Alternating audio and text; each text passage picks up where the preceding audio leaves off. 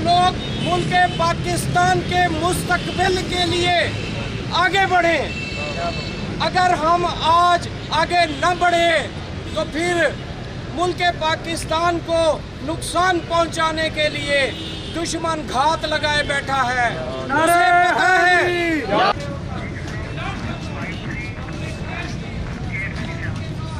उसे पता है।